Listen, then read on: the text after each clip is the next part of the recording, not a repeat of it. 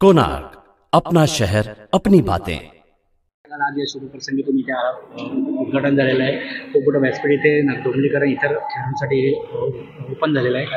नाही, माझ्यासाठी व्यक्तिगतरित्या हा खूपच महत्त्वाचा क्षण अशा अर्थाने की मी मूळचा डोंबिवलीकर आणि त्याहीपेक्षा दुसरी ओळख म्हणजे या कॉलेजचा मी पहिला विद्यार्थी. 1979 साली जेव्हा हे कॉलेज सुरू झालं तेव्हा पहिल्यांदा ज्याने काही प्रवेश घेतला त्याच्यामधला मी होतो, पहिल्या तुकडीचा या पदवी मिळवणाऱ्यातला. आणि त्याच्यामुळे कॉलेजच्या संदर्भातलं काहीही असेल तर माझ्यासाठी एक व्यक्तिगत आनंदाचा भाग असतो. तसा तो हा क्षण आहे. आणि डोंबिवलीमध्ये इतक्या उच्च दर्जाचं या सगळ्या खेळाच्या सुविधा येत आहेत हे खरंच कौतुकास्पद आहे.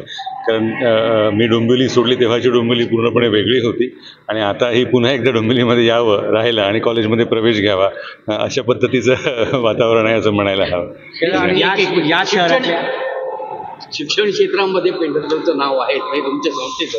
आता हे खेळामध्ये सुद्धा नाव करण्याचा काही उद्देश आहे का? नाही, असायला हवं. कारण तुम्ही एका क्षेत्रामध्ये नुसतंच काहीतरी सोयीसुविधा उपलब्ध देऊन चालत नाही. पुढच्या पिढीसाठी सगळ्या क्षेत्राला एक सर्वांगीण वाढ होऊ शकेल अशा सुविधा शहरामध्ये असाव्या लागतात.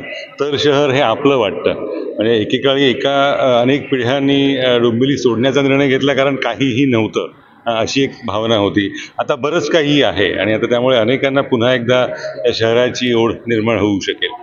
खेडेगावाचं हे शहर झाल्याने शहरातीलच खेळाडूंनी आज उच्च स्तरावर, जागतिक स्तरावर सुद्धा आपलं नाव मोठं केलेलं आहे. त्यांच्यासाठी ही आणखी एक संधी उपलब्ध झालेली आहे.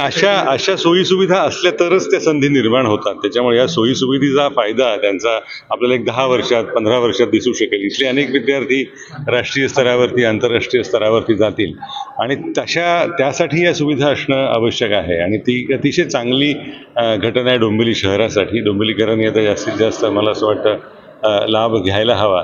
कारण अशी सर्वांगीण वाढ करू देणारी शहरं फार कमी असतात. अशा जर सुविधा होत असतील तर निश्चितच शहरासाठी अत्यंत अभिमानास्पद गोष्ट आहे. खाजगी महाविद्यालय अशा पूर्णपणे खेळाडूंसाठी प्रयत्न करतं.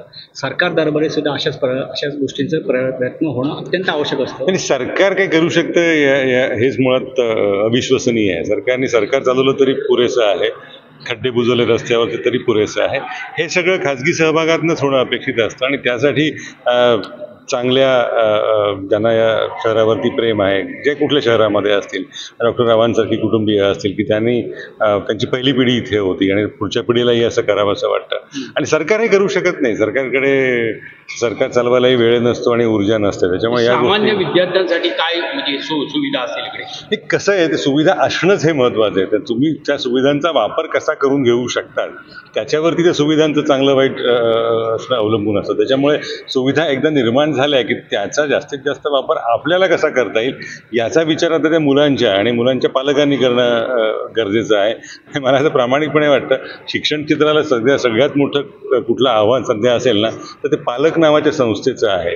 तर पालकांनी जरा आपले डोळे उघडले आणि वेगवेगळ्या पद्धतीनं खेळाडू जास्त आणि मैदान कमी अशी परिस्थिती शहरांमध्ये आहे. परंतु देशातले अनेक खेळाडू घडू पाहतात. पण अशा परिस्थितीवर कशी मारतात? हे कसं आहे ते की हे कायमच असणार आहे. 140 कोटीच्या देशामध्ये हे नेहमीच असणार आहे. त्या सुविधांचा तुम्ही वापर कसा करता त्याच्यावरती प्रगती किंवा अधोगती हे अवलंबून असतं.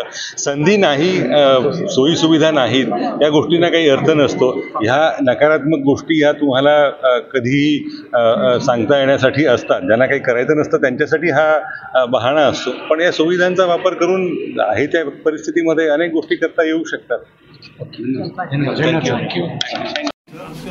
आणि आमच्या मित्राने ठरवलं होतं त्या जीवनाचं शेवटचं काम, शेवटचा प्लॉट पूर्ण करून आम्ही डोंबिवलीच्या त्याला विद्यार्थ्यांना आणि पालकांना सुखसोयी केलेल्या आहेत. तर त्यांनी सगळ्यांनी मान्य करून घ्यावं अशी विनंती आहे.